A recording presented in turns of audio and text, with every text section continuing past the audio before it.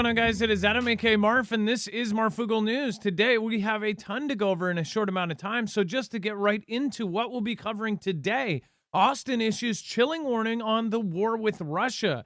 Again, saying that it is inevitable if this happens. We'll talk about what this is in just a minute. Alaskan fishermen to hand over possible spy balloon to feds.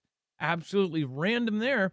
North Korea seeks industry revolution. We'll tell you what this means in just a minute. Of course, why is the U.S. Army breeding Arctic warriors? Well, we can take a guess, and we'll have you guess as well. Large-scale Army-led NATO exercise kicks off in Europe. All of the moving around, all of the deployments, all of the tanks rolling through Europe. We're going to find out very shortly if this is all just a drill. And, of course, Germany is to deploy troops to Lithuania. Again, just to reiterate, this is a big deal. U.S. and South Korea join Thailand in massive military exercise. We have Russian fighters intercepted over the Baltic Sea. We have Putin plans to flood west with migrants. That's, again, we'll talk about it. Russians chant Putin is a killer. Navalny funeral. We have, of course, RuPaul and civil conflict prediction. Yeah, it's actually kind of crazy. And then, of course, China's space threat growing at breathtaking pace. It kind of matches up with last night's claim that China is saying that we are growing at a breathtaking pace. Why did California close Miracle Hot Spring? Is this something out of a disaster movie? They actually found floating people. Again, and then, of course, why is Elon Musk suing OpenAI? And much, much more. So stick around. We'll be right back right after this.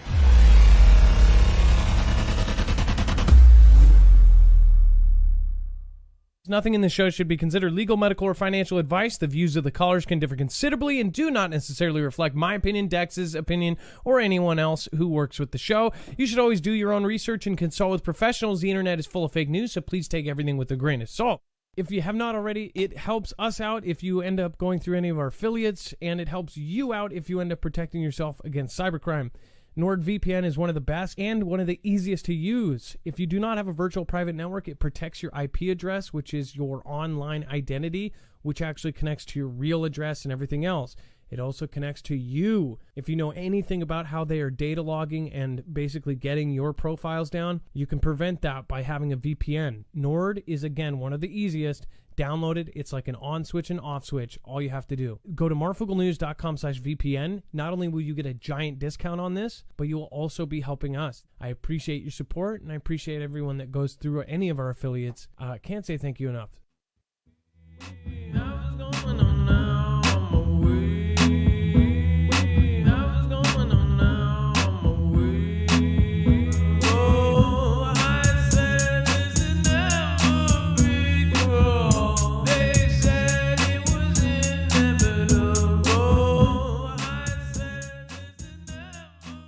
All right, and U.S. Secretary of Defense is issuing a chilling warning on NATO's looming war with Russia. We're going to go over that right now. I just want to remind you the full bibliography for today's show is over on marfugglenews.com. You can find every single article, tweet, video, picture, document that we are going to show you here today.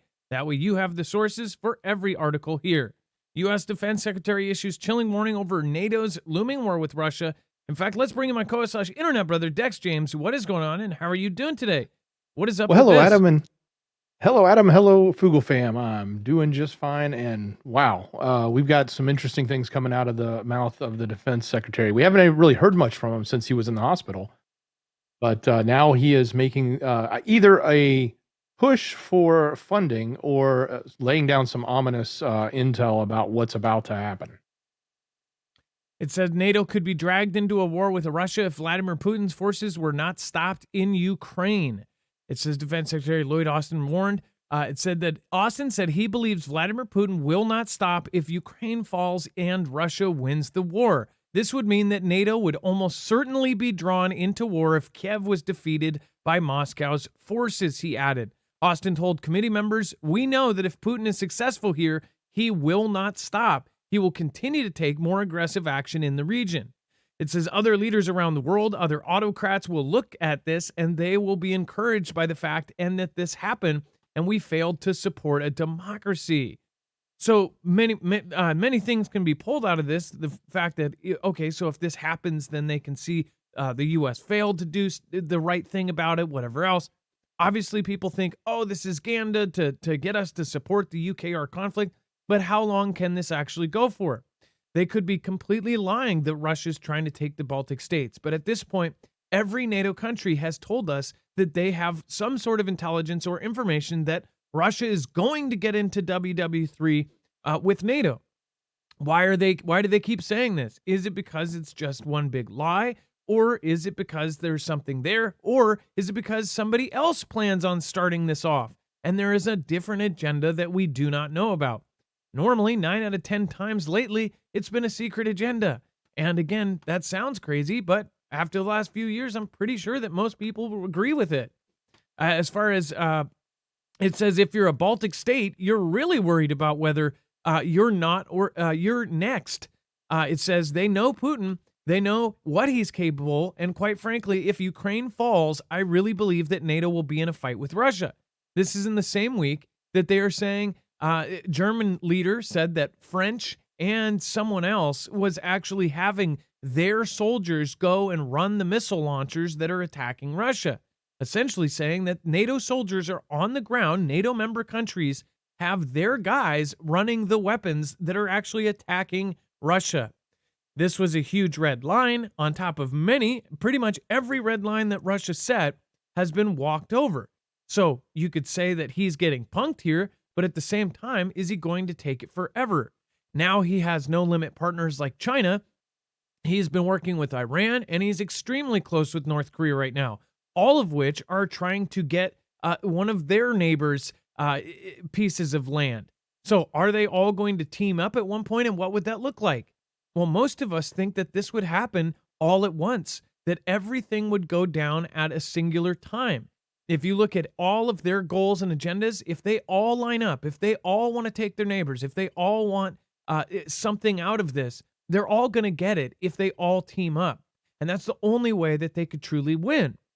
If you went against war against the USA, everyone knows if any one country goes up against us, even China, with their largest military, they will lose. But if they go against us on a multi-front war, that is where every simulation by the Pentagon, by Russia, by China show us losing.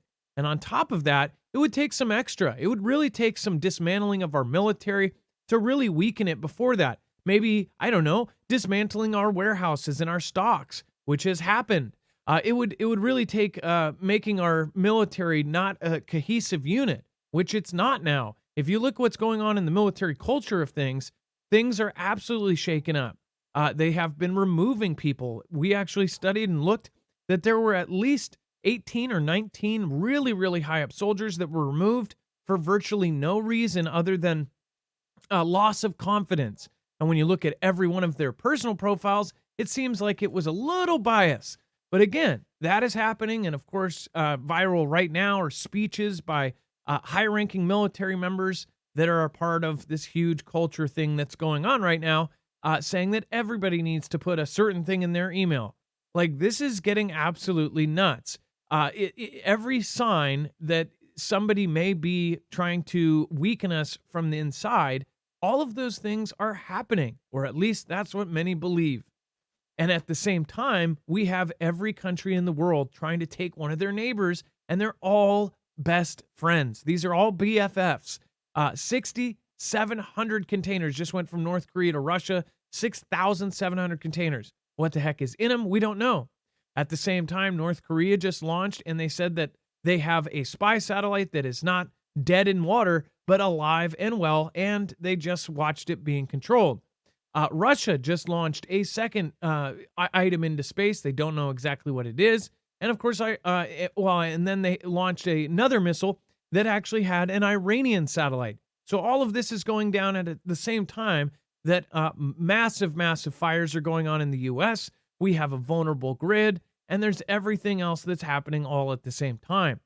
Not to mention all the border stuff, not to mention the civil conflict stuff we'll talk about at the very end.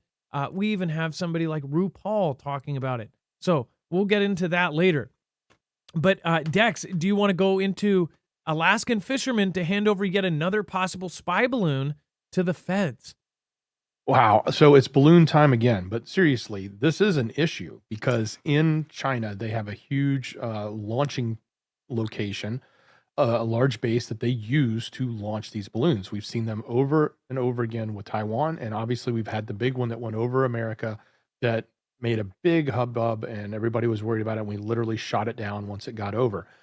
And it turns out the equipment in there was part of it was even US equipment, like some of the chips and stuff, but it was surveilling. That's what they told us. So what's going on here? Fishermen have picked up a balloon in the water. Now, I don't know if it was on top of the water or if it was snared under the water. I don't know if it's new or if it's old. All we know is they have contacted the feds and the FBI is aware of the debris. The FBI has actually come out and said, yes, it actually looks like a spy balloon and something they would want to investigate.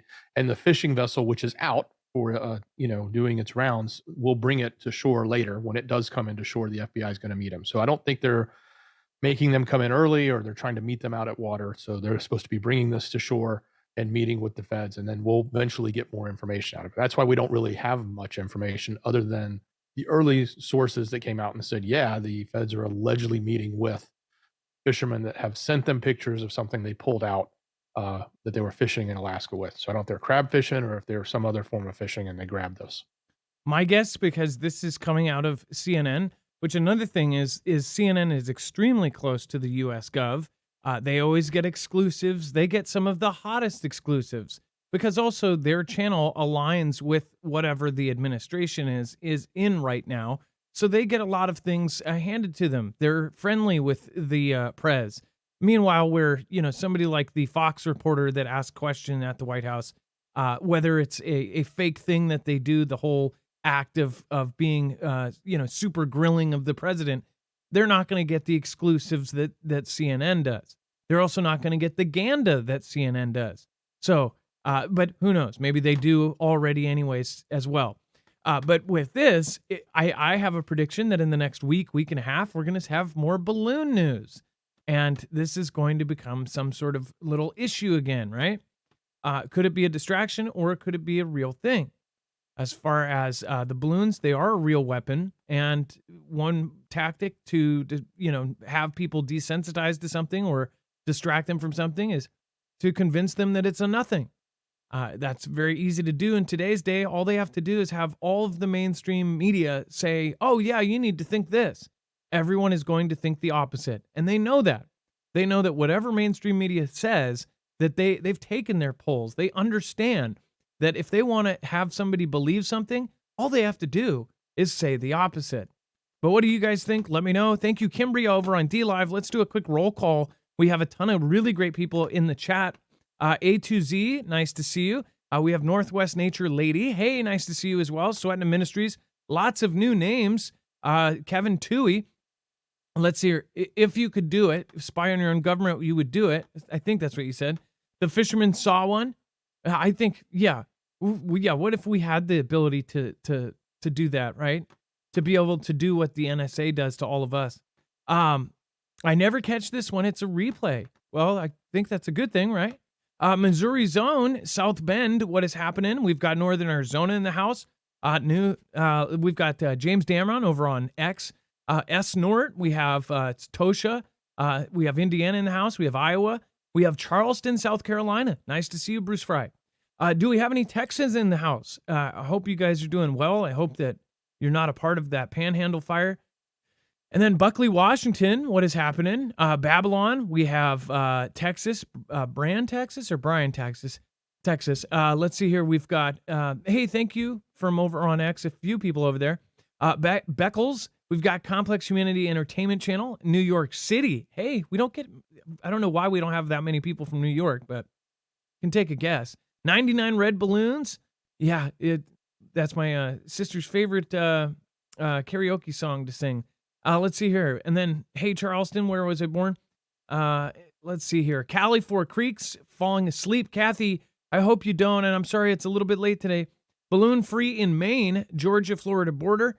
And let's see here. Kentucky and Vancouver, Washington. Thank you, guys. Thank you for being here. All right, and then let's see here. North Korea's Kim seeks industry revolution in rural areas amid widening inequality. So you can take this multiple ways, but it seems like if you read between the lines here, there's something kind of eerie about this. Dex, do you want to talk about how their factories are humming and what exactly is going on here? Well, what's interesting is a lot of his factories aren't humming, just the military factories are humming, and they're humming quite a bit. He's making hay right now with some of the regional and rural areas in his country to ramp up and build production and industry. Now, we're not really sure what industry it is, and he just says regional industry factories equipped with modern equipment and production lines in every city. So certainly, he would like to see the rest of the country, especially the rural area, do some more production in general. But I think what we really have to factor in here is that they're getting ready for conflict. They're getting ready for war with the South, with South Korea, right there. They have said it. They have been stockpiling. They have been running their own munitions, especially the ones that Russia needs, at a full capacity, building and outputting. So it, looks very much like if he is ramping up and trying to grow and build industrial production in this country, it very well likely could be to support a war effort or to get that in place when a war effort starts. Because look at what Russia did. When Russia started against UKR, they did not have a lot of equipment. So they ramped up their industry right away. And within about a year, they were able to crank out more tanks in a year than we can produce they were cranking out in a month more than we could do in a year. They were just cranking them out left and right. So they built up or tooled up, I should say, their factory and got it revved up to drive what they needed for the war. I suspect that that's what he's doing here, is trying to get that in place in advance of what's coming. And he knows what's coming. He's driving it. Well, and they have the info of how, they're talking with Russia, and I bet they're getting advice from Russia. Like, how did things go when you did? They're learning from these battles too. This is a modern day battle, so they're learning from what is going to happen. North Korea doesn't have the technology South Korea does. South Korea is partnered up with the USA. It's got a ton of really new tech, but that can be a bad thing in some ways. They are actually looking at, with the United States, all of our really, really high tech stuff, it can't see some of the very old tech stuff. When we were talking about going against somebody like Cuba or going against somebody like North Korea, they have such old tech that it's not affected by some of our electronic warfare, or that it's such old tech that it can't be detected by the new, all of the new systems that are there to detect high tech systems. So you actually have a weakness in having all of this new super high tech stuff, to the point where the USA was going to different flight museums, and they are actually listing different planes. In the case of an emergency, they are talking about grabbing planes out of flight museums to use in a conflict if we lose all of our if we have some sort of EMP or event like this. They've even put things to the side. So they have not junked certain things. We covered that a couple years ago, where they stopped junking some of the older tech because they said they might need it. Older submarine tech is actually getting through the cracks because it doesn't have the things that we would be detecting. So I thought that was pretty wild. Sweating Ministries, it is all written in the book of Jeremiah, chapters 50 and 51, Isaiah 47, and Revelation 17 and 18. Unfortunately, does not bode well for the USA. Whether people believe the biblical prophecies or not, 2024 is lining up with almost all of them. As far as not only that, it's lining up with Nostradamus and Lady Baba. Lady Baba? Is it Lady? I know it's not. I always mess it up. And I know it's not Lady Gaga. But Baba Ganoush, is that? I think that's her name. But hers are really freaky. There are so many things that are lining up right now. It's hard not to see these, kind of prophecies playing out. And then let's see here.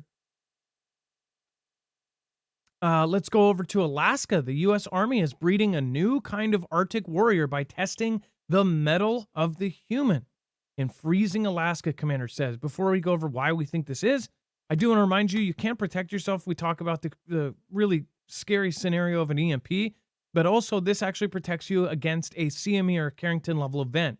Go to marfooglenews.com/EMP. Again, you can put this in your own car and prevent it from being fried in either multiple strikes of an EMP or a CME. Takes less than 10 minutes to do. It's the same company that's outfitted agencies like DHS, DOD, and the DEMSA team. So if you want that kind of protection on your own vehicle, your own generators, your home, then make sure to go check it out and learn more. marfooglenews.com/EMP, and make sure to use the code MARF. This year is going to be really crazy for us as far as all the way up until November. We are completely on our own. Everything you see here is put together every single day. We don't have a whole team or backup studies or anything like that. It's Dex and I and a group of really awesome mods that help with chat and help us send us stories. So thank you guys for helping support us. We appreciate it. But more so, please share us out with anybody and everybody you see. I appreciate you more than you know. And then again, let's go over to Alaska. The U.S. Army is breeding a new type of Arctic warrior. So let's just look at what they're actually doing. They're having our soldiers fight in these super, super, super cold temperatures.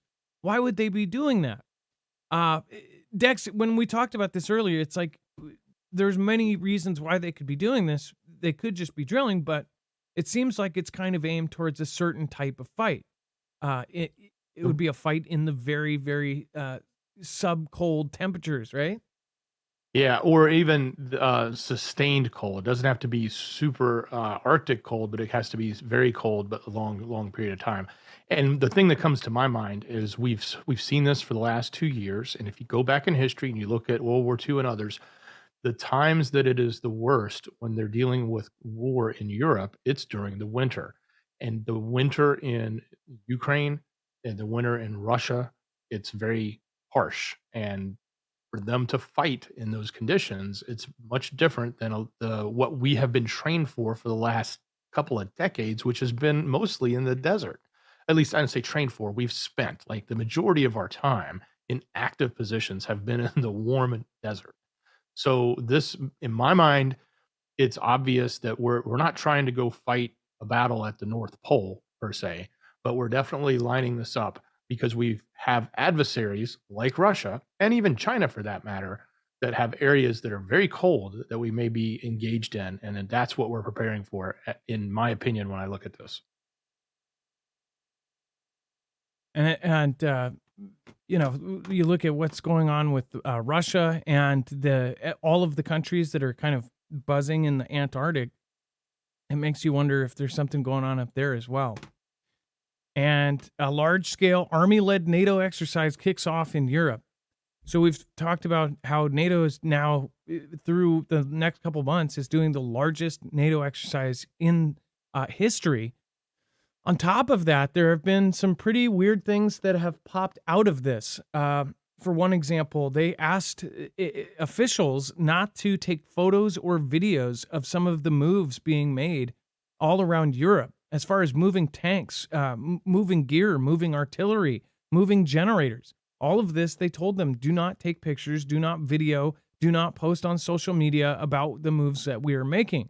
It is a drill, again, but a lot of the times these drills are used, one, to move a whole lot of stuff and a whole lot of troops without causing panic, especially if it's an annual exercise.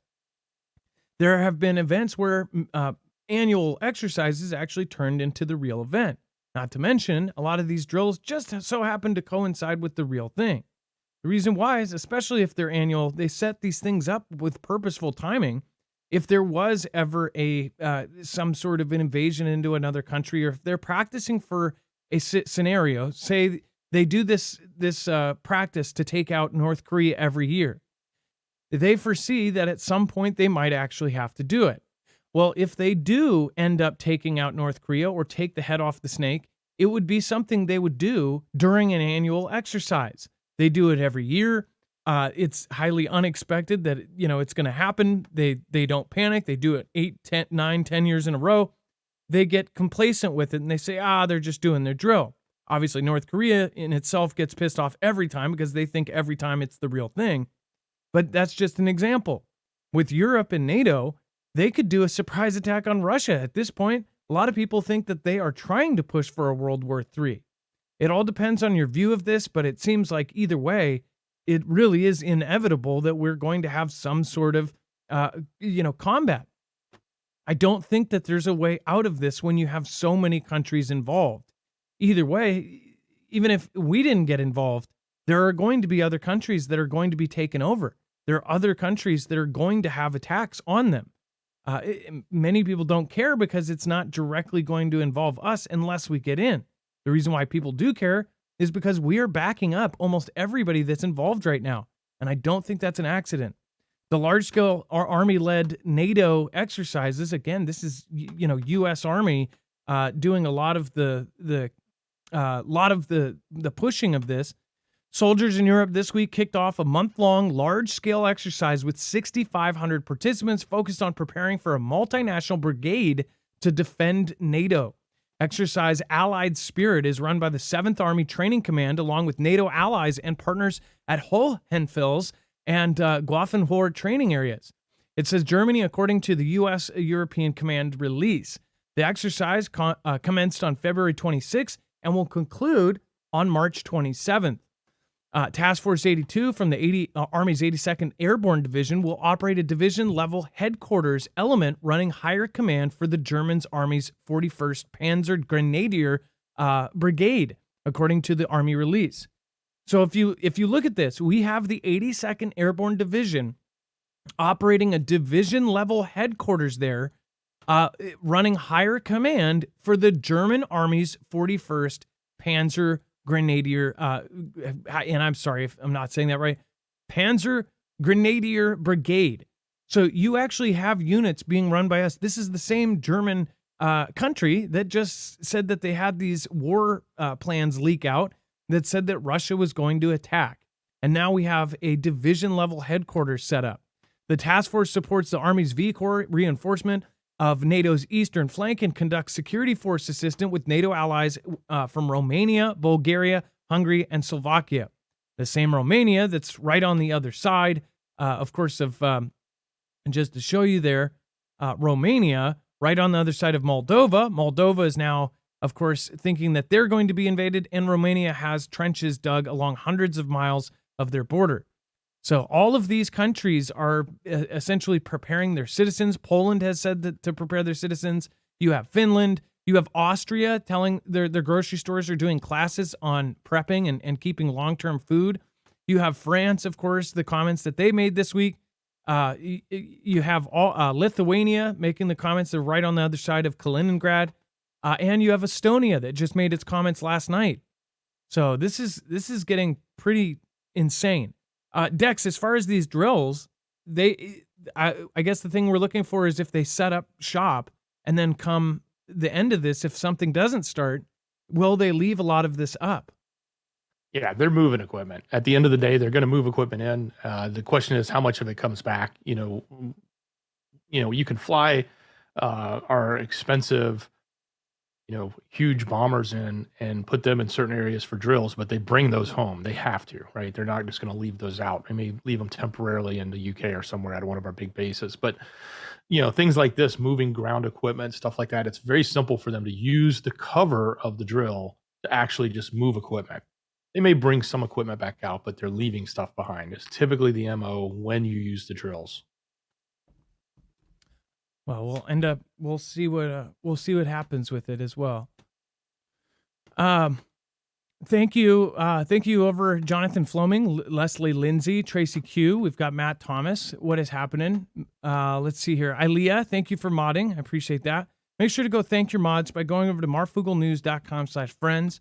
Ilea, of course, has a great Twitter and link tree over there, so make sure to click on that. You've got Trinity Red or Blue Pill channel over there. Wages is covering all of the solar events, so make sure to go check him out as well. Rip Curl's been here a lot the last couple weeks. Go check out his channel. He's nearing on 5,000 subscribers. Go help him out. And then let's see here. Let's go in and let's see here.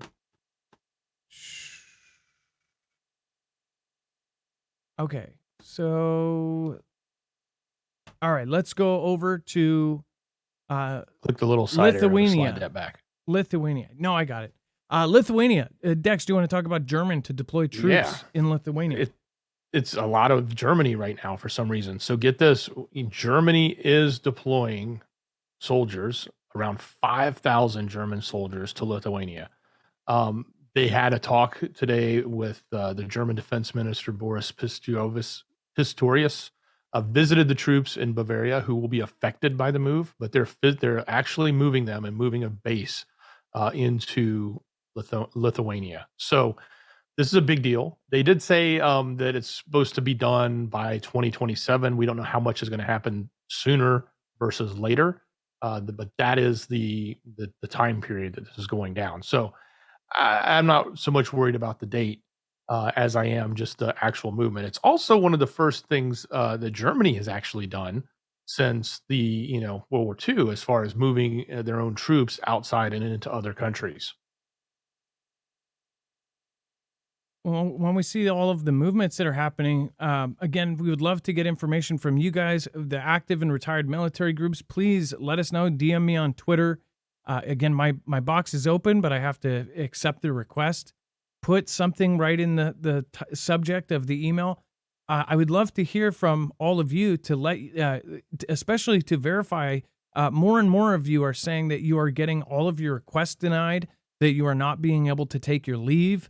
As far as the response from that, a lot of people said that they did think it was odd. So many people were having their requests denied. Now, it depends on what state. We heard some people on the East Coast had their requests fulfilled, but especially all over the Midwest and the West Coast, folks were heading out. They were asking to, and now they're being asked to deploy. So they get compensated for it. It's a part of their pay. But it's very odd. April through May, they were getting their leaves either denied, delayed, or they were straight up asking them if they were already approved, if they could take compensation for it or extra time. They were even making leeway in some cases where it was things they normally don't do. So as far as April, May goes, there's a lot of events that line up in April, May. We also have this huge drill going on with NATO. We have, of course, Russia talking about April, May in the sense of they're moving things. You've got all of these launches going on. What do you guys think is going on? Do you know a time frame? Let us know. Adam@marfooglenews.com. Again, or DM me over on Twitter @Marfoogle. Very easy to find. Just make sure you're talking to the blue checked one. All right. And Thailand, U.S. and South Korea joined Thailand in a massive military exercise. And it's U.S., Thai, and South Korean Marine forces stormed ashore on a Thai beach on Friday as part of three countries' annual Cobra Gold military exercise. The scenario was an operation to seize and hold a beachhead against an opposing force. With support from low-flying jets and a naval barrage, Marines from three countries came ashore at Hat Yao Beach in Chonburi Province, about 180 kilometers south of Bangkok. Thai Marines led the way, followed by South Koreans and the Americans, which is it's pretty crazy to think like there's whole American forces that are being led with South Koreans in front of them and Thai soldiers in front of that, and they're storming islands right now. It kind of gives you this idea of like, if we go to World War III, there are going to be American soldiers all over the world with different countries fighting alongside all of our allies. And it's just really crazy to think about it. Even in World War II and in World War I, you had, of course, all of our allied countries. You had people that couldn't even speak the same language running at the enemy, fighting alongside, all for the same purpose. Now, I think that this war, more importantly than any other, this next war is going to decide who runs the planet. We already know who's running and pulling the strings, but it's going to visibly show us who's running the planet. So it's really freaky to think of all of our adversaries that are teaming up and that we might be under them. On the other hand, I've gotten messages this week saying that I literally have people saying that they hope that Russia wins because they've seen videos this week on Twitter of how nice it is in Russia. Um, that's a sad place that we're at, where people are looking at the streets of Russia and saying, wow, it's beautiful there. It's nice there. It's crime free. And they're thinking that it would be better to live in Russia than it would be in the US. Our country has changed so dramatically since I was a kid. I know most of you guys think the same. And it's not all the culture stuff. It's not this. I mean, it's falling apart. I've explained many times, you go downtown Seattle, it's just a trash heap. The drug problems here, everything that we all know is very,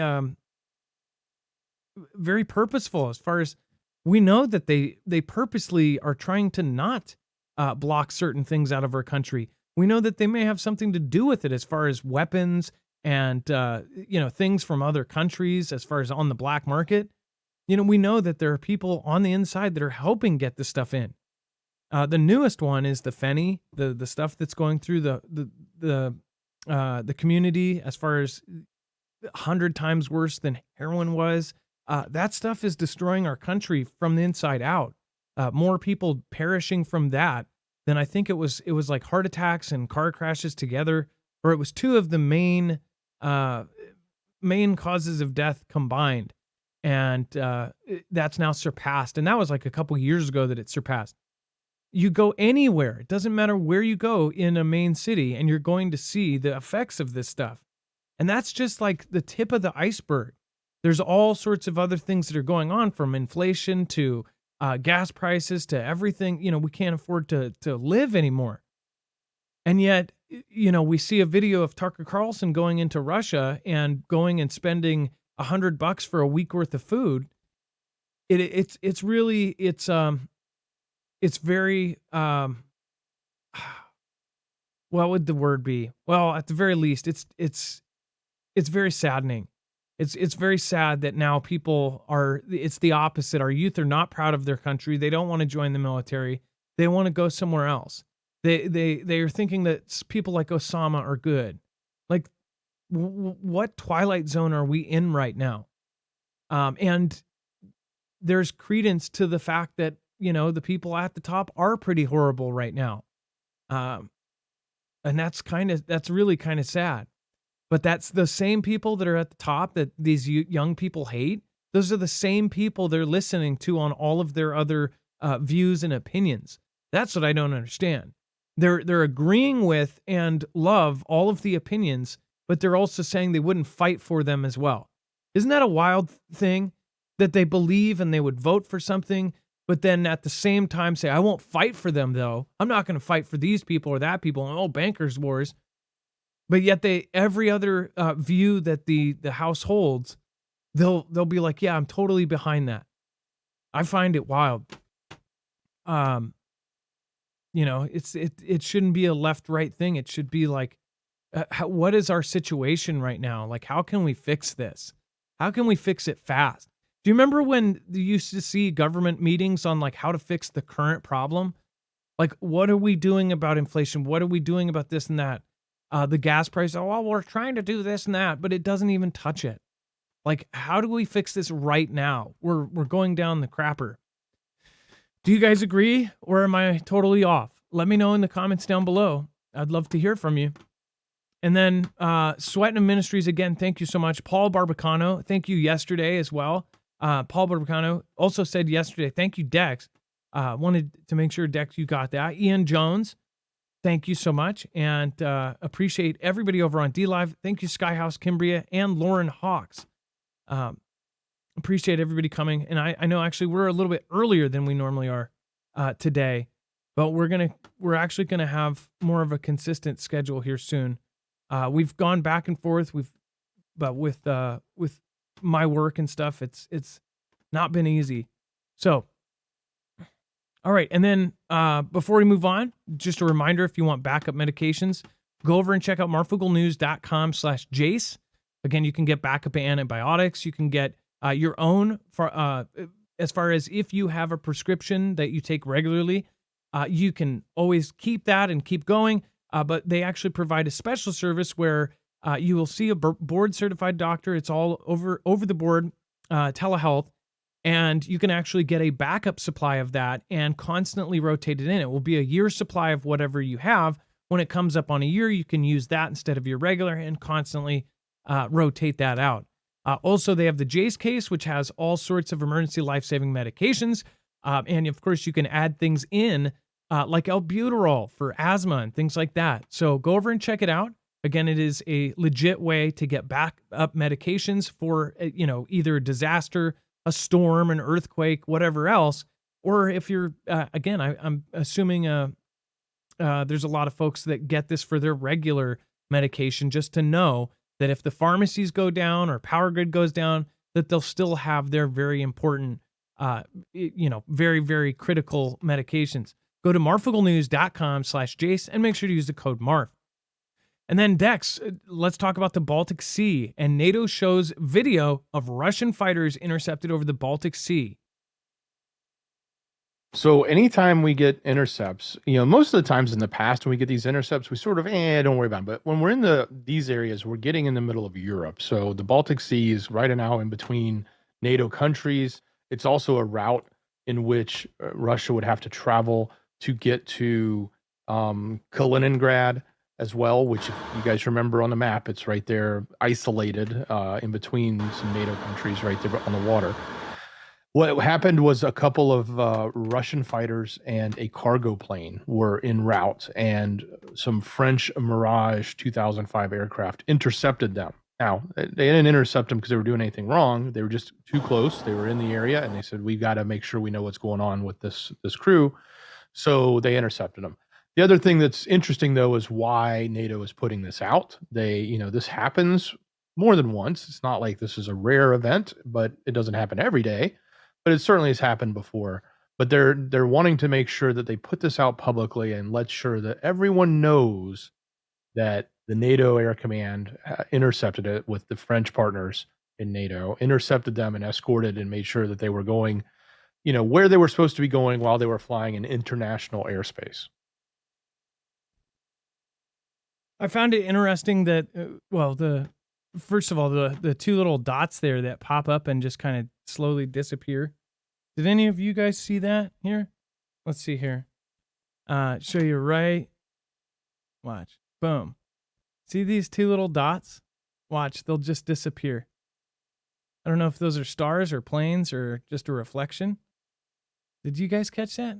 I don't know. I wonder if that's going to be on the news articles over the next couple days. But yeah. So what do you guys think? Let me know in the comments down below. And that video is available over on the website.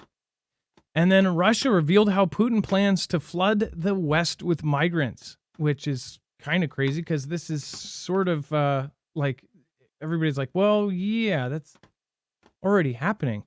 Russia is using private militias to control and weaponize immigration into Europe, the Telegraph can reveal. So they're saying reveal like this is, they absolutely know this is going on.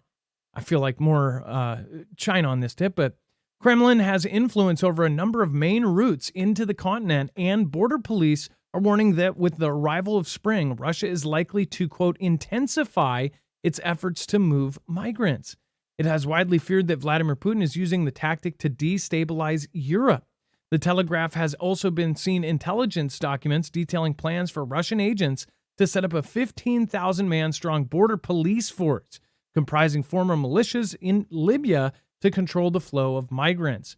A security source said if you can control the migrant routes into Europe, then you can effectively control the days where you vote people in, because you can restrict or flood a certain area with migrants in order to influence public opinion at a crucial time. Isn't that just wild? Because Europe has Russia, and by the way, a lot of those countries have just straight up shut their borders or reduced their borders to, instead of 12 entrances, to 3 or to 1. And they're literally just saying, oh, we're not going to let anybody in from here or this. And this is what's being said about Russia. So if Russia truly is doing this, which maybe they are, because China is definitely helping with the scenario down on our south border. If they are on the same team, and if they do plan on doing something later down the road together against not only us, but versus Europe, it's all in the same kind of wheelhouse, then I think it's really, really strange that every place we can think of in Allied territory is getting people coming in under the guise of migration. Think about Europe and everything that's going on there, but also think about the southern border and think about the stories even from Guam. Guam just said that they have this unusual, crazy, abnormal influx of Chinese immigrants trying to get into Guam, a super strategic military location. So what the heck is going on here? It comes as migration is set to be a key issue in the general vote day. All right. Same playbook across the planet. And I wonder, in Europe, do they have people that are in their government that may be helping that thing along? There's, of course, double spy or, double agents and things like that. There's people on the inside of every government that are probably working for other governments. But have you ever wondered, like, maybe right now there's more in all of these governments, more than we've ever had before? Dex, go ahead. Well, a couple points on that specifically. Remember, Finland shut their borders down, and they shut it down specifically because of this. Now, in that case, Russia wasn't just controlling the pipeline; they were the pipeline. So they were basically using their own country to then bring people in and shove them across. So that was one form of destabilization that Finland was really, really much adamantly against, but not just against it. They shut down the entire border over it. The other thing is when you think about on our border, what had happened, one of the largest countries that had an influx was Venezuela. And Venezuela has very close ties with both China and Russia, as well as Iran for that matter. So when you think about them using this type of activity, and look, in war, all's fair, as they say, right? Anything's on the table, from cyber to even things like this, like using people to destabilize areas. So it's quite possible. You have to look at that broader picture when you think about what is happening with our adversaries and what they may be doing, or at least encouraging. If they don't have direct control over it, they can influence it. That's for sure. Some great comments down there. Let's see. By the way, thank you, KT Cleans a lot. So somebody made a comment about roofs. Have any of you seen the video of President JB talking about, oh, you look at 20 houses and they're all destroyed, but one's still there? Have you seen that video today? It's on Twitter. I will attach it. Don't want to play it because I'm telling you that it's almost like they put that on purpose to get people to bite on that. If you haven't, go to the website tonight afterwards. It's not on there right this second, but it will be if you're watching the replay. Dex, have you seen that clip? It was all over the place today. No, I haven't seen that. Oh my but I'll gosh, find it. it's great. Dex, if you look up JB roof and a certain color, you'll see that over on Twitter. I almost thought it was Sora or like one of those fake videos, right? But I found the original press conference. But yeah, and then let's see here. Egypt's border fence with the strip is good. Unknown sender. Yeah, well, they have an insane wall. I mean, it's straight out of a movie. If you've ever seen these movies where there's a city that has a 100-foot wall, like that's what it's like.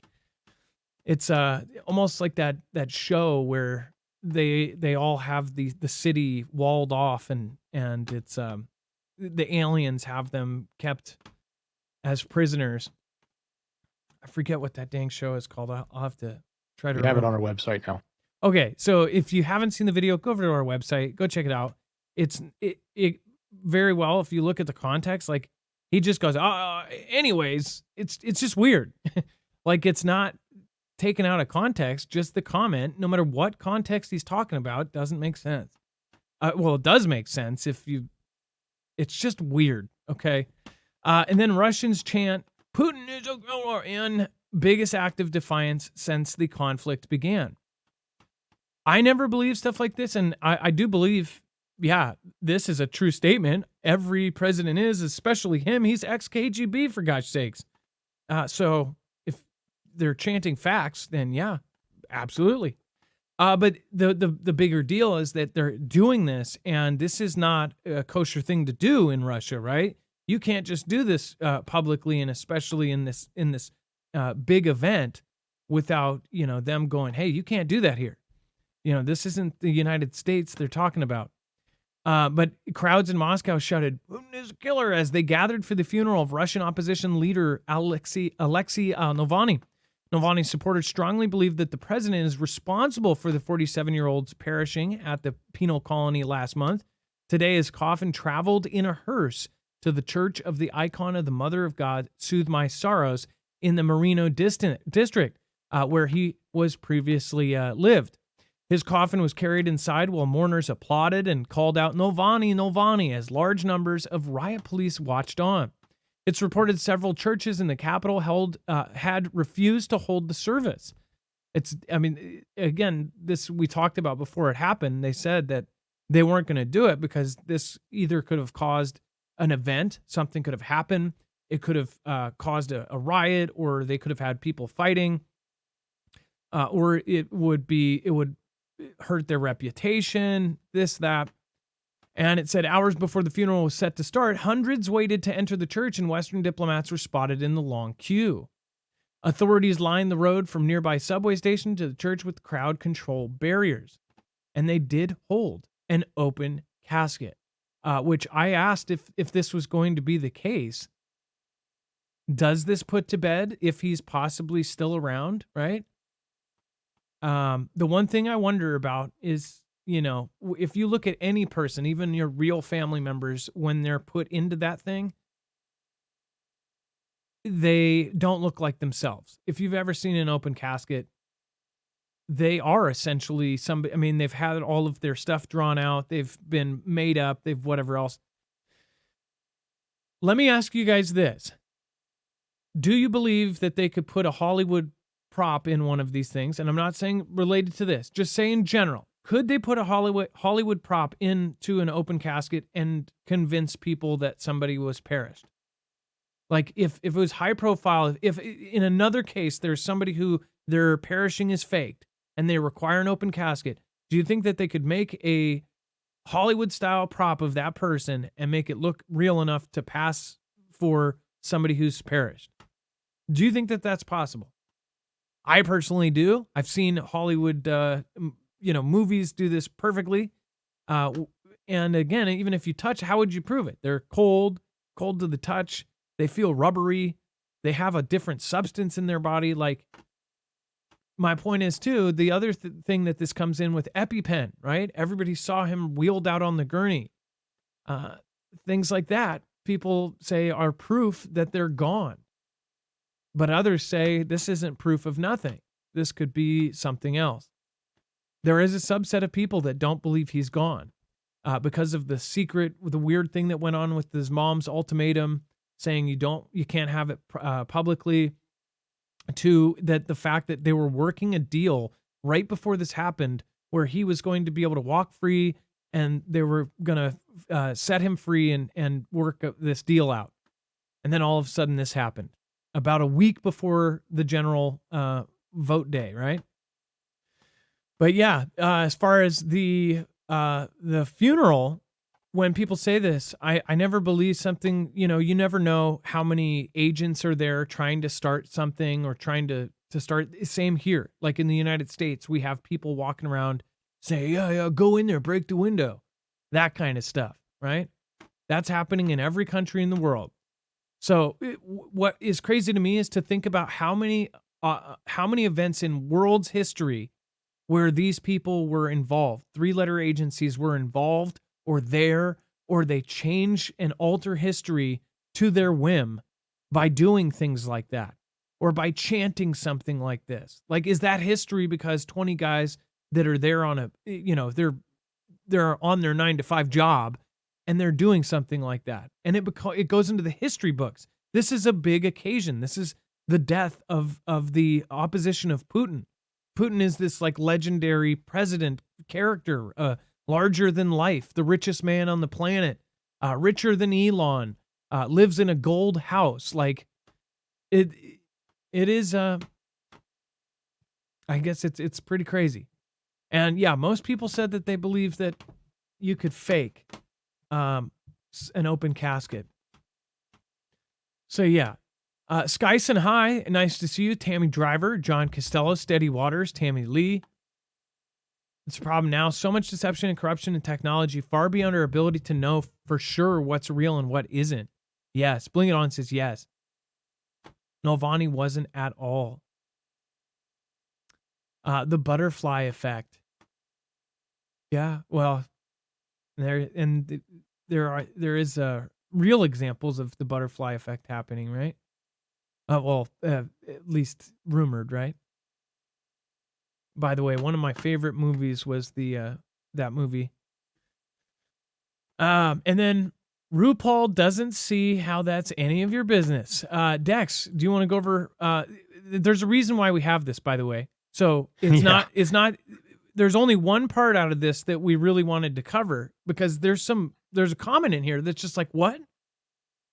Certainly, like this is you want to go read the New Yorker about RuPaul and a whole bunch of other stuff, feel free. But there was one statement in here that just sort of stood out, and let's just jump right to that. We'll ignore the rest of the statement, but the rest of the article, but the statement is, RuPaul is braced for conflict. Quote, he says, "I'm fearing the absolute worst. We are moments away from a bleep civil conflict. All the signs are there," he continued. "Humans on this planet are in a cycle of destruction. I am plotting a safety net." He referred to a fortified compound being constructed on the 6,000-acre ranch of his husband, George Labar, in Wyoming. He went on to say, "I won't call it a bunker, but it's designed to withstand calamity. It's a lot of concrete and a lot of things. I keep thinking about these castles that I'm going to bed to." So I think he was referring to some of these castles in the rest of the story that they were talking about.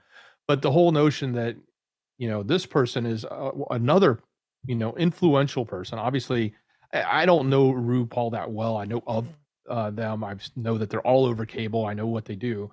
They've been leading a lot of the cable channels for a long time, and they've been influential with Obama and others. So definitely a connected person, as you explained to me too, Adam.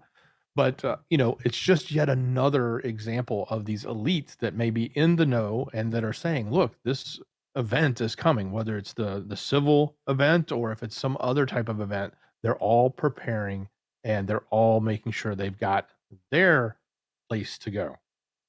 Yeah, and RuPaul, when you look at the people, the very specific that are people that are preparing, we talked about, a lot of people push back. They were like, Rick Ross.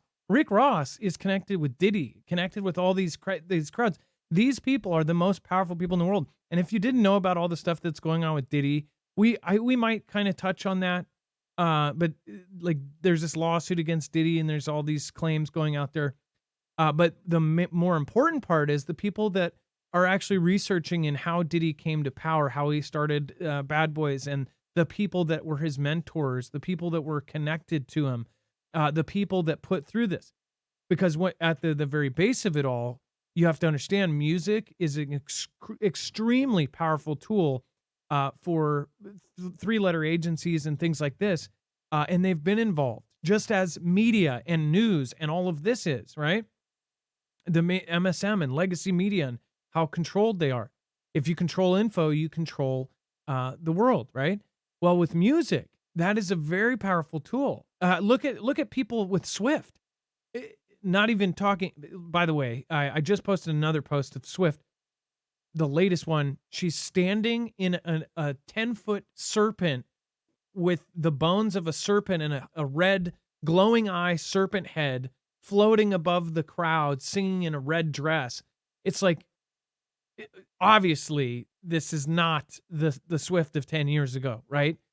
Everything she does now, it's almost like she's pushing back, like going the exact opposite, like Hannah Montana turns into Miley Cyrus, right?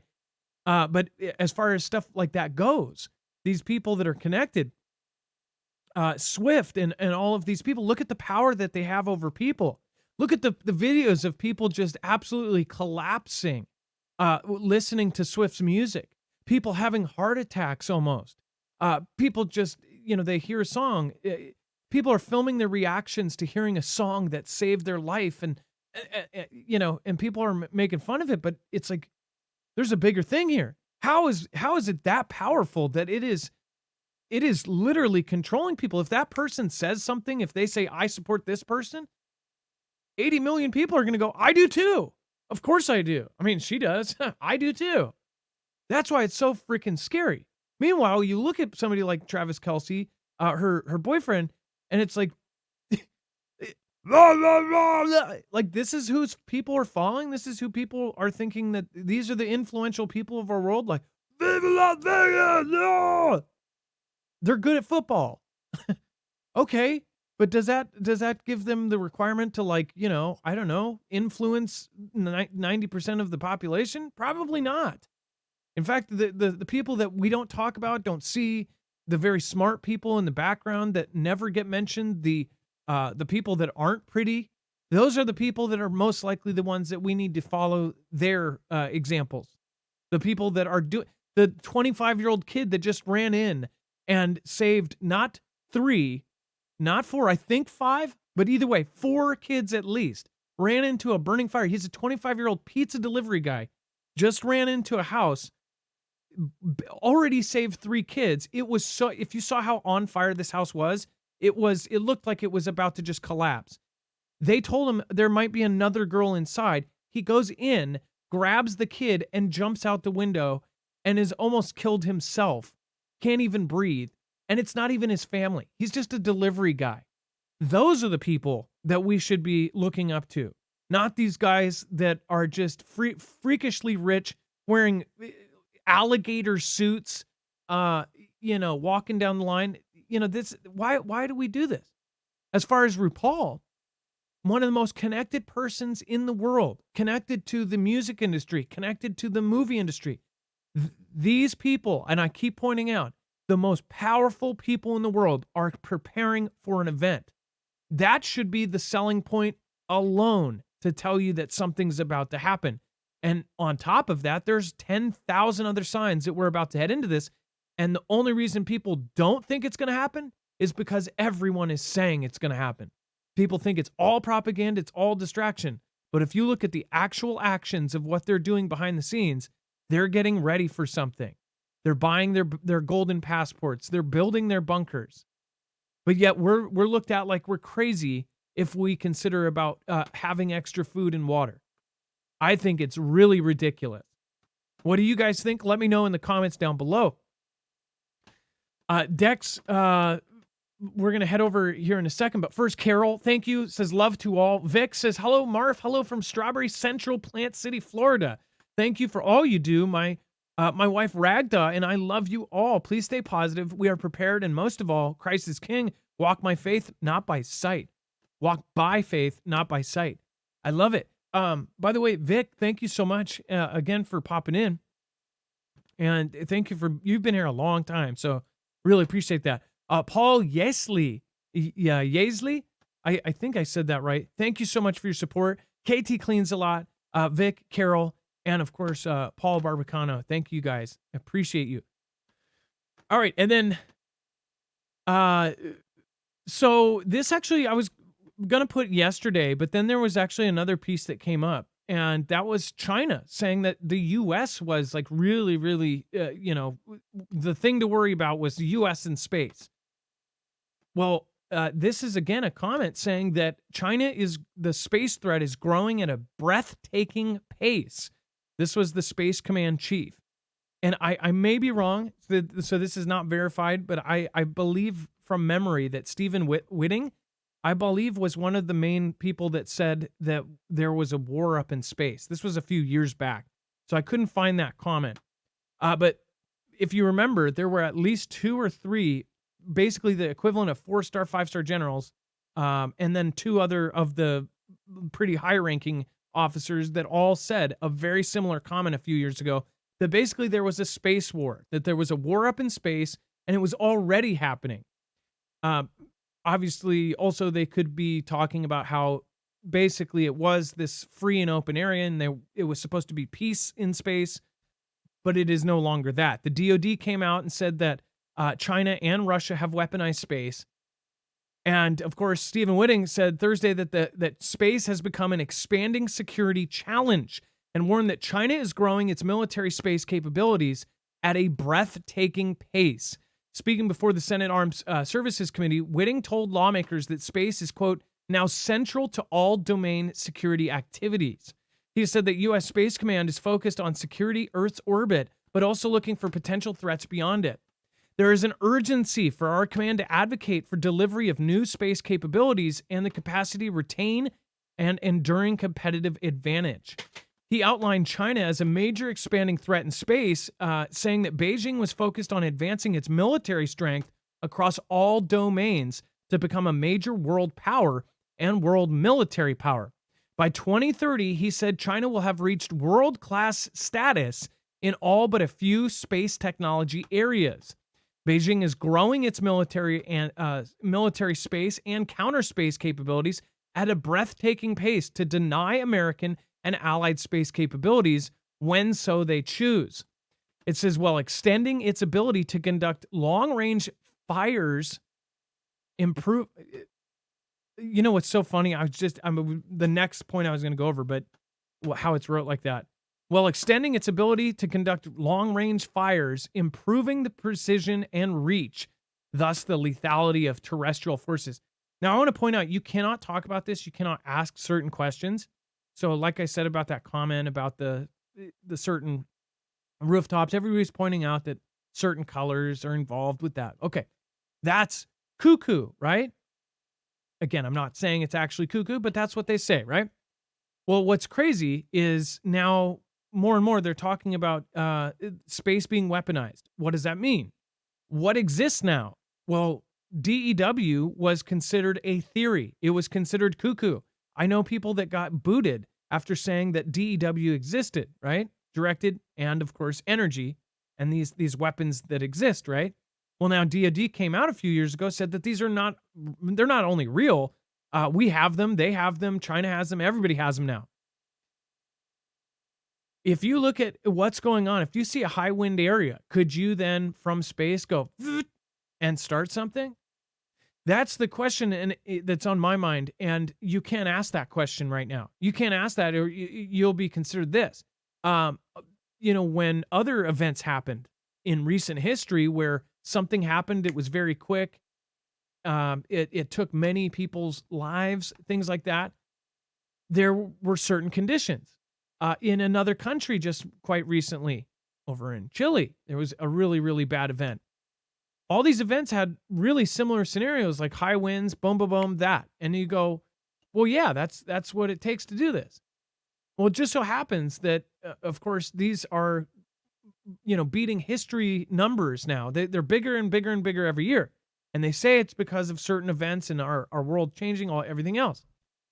But one thing I question is why they're telling us that the technology up there is real, that stuff can be aimed at Earth, but yet that's not allowed to be asked, right?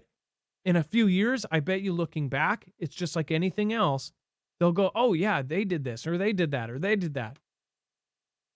It say like a magnifying glass on an ant, and you burn, or with a leaf, right? And that's without looking at some of the videos that people are sharing, because those totally could be fake, of things coming out of the sky, this and that. But my question is, why is it not allowed to be asked? Why can't you ask, like, what is going on here with all of this? And could it not be something random? Could it be something like an adversary? Something like this causes chaos. It can hurt our country. It can hurt our economy. So would an adversary do this? Could it be proven? It would be very hard to prove, right? That would be a perfect attack even. If you're able to attack a country and make it look like, oh, you guys just had an accident. There was a famous event in China years ago, which people really thought it was weird. Tianjin. Tianjin exploded. It looked like a nuclear explosion. It melted. Everything was gone. That was one of the first before all of this other stuff kind of came out. But Tianjin, things like that. What if that was, us versus them, and something was a response? The two amphibious assault carriers, almost the same exact type of ship, both in port, catching fire, and nobody asked these questions. China had theirs catch fire, and then 3 months later, we have one catch fire, and both stayed on fire for 5 days. And they both said that there was really no accelerants, like there was no huge explosion of gasoline or anything like that. The USA one, they blamed a kid. They said this 20-year-old kid hates the Navy and he did it. Well, turns out if you followed that case, he was acquitted of the charges.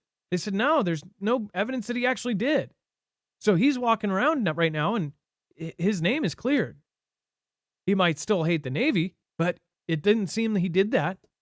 How do you have two amphibious assault carriers on other sides of the planet catch fire, stay on fire for 5 days, both in port, not in battle? Like, these things are questions that people should be asking, but can't ask. Because, and the questions you can ask are probably the questions that are most important. With this world-class status, whether you believe in all of this stuff up above us or not, seems to me like maybe everyone is seeing things like this, but we just don't know it yet. Dex. Texas, Elon sues OpenAI. What the heck is going on with that? This is it's kind of bizarre, but it's also kind of in the vein of trying to save humanity, if you want to call it that. But he is going after them because they chasing their profit and power. So he's filed a lawsuit against OpenAI and its chief executive, Sam Altman, breaching its foundational mission of putting the pursuit of profit ahead of the benefit of humanity. Now, I don't know exactly how his claims are going to hold up, but there are some generic claims you can think about, such as the fact that Elon was one of the original investors. He invested in the nonprofit that was OpenAI, and he had expectations of what they were going to do. I think part of the lawsuit is he's probably asking for that back. Now, it'd be real easy for them to just pay him the $1 million back. I don't know how much he invested, but it probably wasn't a lot comparatively to what they're worth now. They're worth so much money, and they're raising money that's going to put a new value on the company. It's in the multi billions, if not 100 billion, given what they have developed with AI. But he is suing them, and he's suing them specifically around that. So OpenAI has been transformed into a closed source de facto subsidiary of the largest technology company in the world, Microsoft, under its it is just developing, but it's actually refining an AGI to maximize profits for Microsoft rather than the benefit of humanity, the lawsuit says. So to give you a little bit of flavor of where he's going at with this, the suit opens with Musk's often stated warning that AGI poses a grave threat to humanity, where some, like Mr. Musk, see an existential threat in AGI. Others see AGI as a source of profit and power, said the lawsuit, adding that the hands for the profit companies like Google, AGI poses particularly acute and noxious danger to humanity. Now, in other news, speaking of the OOG, they actually have had a ton of backlash from the stuff that happened to their AI. If you recall, in recent days or over the past couple of weeks, there's been a whole lot of news about how their visual AI they were creating was just not producing accurate imagery when you're asking for historical things, and it had a lot of biases in it. It's so bad that the stock tanked. And now that the stock tanked, that puts the CEO at risk. So there's even headlines floating around now that they're talking about they want Sanjay's, they want him ousted over this because of what has happened with the stock. Now that's typical in an environment, but just thinking about that, what's happening in AI, what's happening with these large tech companies that own it, and then somebody like Elon sitting on the side trying to push against the big tech companies owning the AI. The two biggest being Microsoft and the parent of this company, of this platform, sorry. Yeah, specifically, if you asked for a picture of a Viking, it may give you well, Denzel Washington. It was not giving you accurate results. It was giving you like Netflix results. Which, mind you, I am super confused on where they're going, on why they are, making so much content and things that are, the people's argument is like, oh, well, it's all fantasy anyway. It's all play pretend. But when you realize that a lot of people actually do learn a lot, especially like if you look at the youth, especially youth without their parents around, they learn a lot from the internet or for TV. Back in my day, I know my mom wasn't around a lot. I learned a lot from TV, and I watched a lot of TV when I was a kid. I was unfortunate enough to not have a very present parent, group. So when you watch TV and video and things like this, you learn a lot from it. It can confuse the hell out of you. If you watch an entire show about Vikings and you think that most of these shows are somewhat accurate. In fact, for years and decades, almost every movie had consultants making sure that movies were as close, any historical kind of story, even if it was fanciful or fictitious, they had whole consultants to make sure that it was as accurate as possible. Now it's the complete opposite. They'll put, the most random things in their movie that are completely inaccurate to history. They're putting in changes to history books. They're doing a lot. School is another area where if you control schools, you control the next generation. So it's pretty nuts what Gemini did. No surprise there. Go check out Patriot Supply if you don't have backup food. Really, really great resource for really affordable freeze-dried food. Go to marfooglenews.com/prep. You can get a 3-month supply, again, at one of the best prices as far as being able to survive and thrive. Right now, I believe it's still the 1-month supply. Dex, if we can check, I believe it's $60 off right now, but that's a huge deal. You get a month supply of food, and it is easily stored, and it is preserved for you to eat from here to 2054. So go check it out, marfooglenews.com/prep. And make sure to also go check out their Alexa Pure Pro. That is their water filtration system.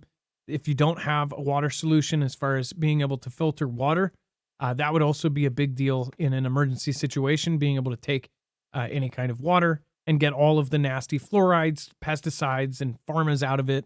That's a big deal. This does a whole lot at once. So especially if you have to use water for everything and the water pumps stop because there's no power, it's a big deal that you can do a whole lot in a short amount of time. Dex, were you able to see? Yeah, that deal is still 60, and they have the 3-month supply on there too. But yeah, the awesome deal right now is what you said, still there. Yeah, so you could actually do multiple 1 months, and you might actually get a better deal because 3 times 60, I think you get about $20 extra off if you do 3 of those. So, all right, guys, go check it out. And let's see here. There was a tweet. We're going to actually show you something on Monday that you are going to love. So I hope you guys make it. But don't be sad. This weekend, I am going to be going live on news. So make sure to tune into the sister channel. Thank you very, very much to Carol and Vic and KT Cleans a Lot. Thank you. And then also make sure if you haven't watched our latest Marfoogle news video, make sure to click here if you're watching the replay. We will put that there. And of course, you will be able to catch that. Follow me over on Twitter at Marfoogle. And Dex, thank you so much. I appreciate you. Love you, much brother. love. Great job, brother. All right. And have a good night. Be safe, be prepared, and Marf out. It is now time for the shoutro. It's not an outro. It's not a shout out. It's a shoutro.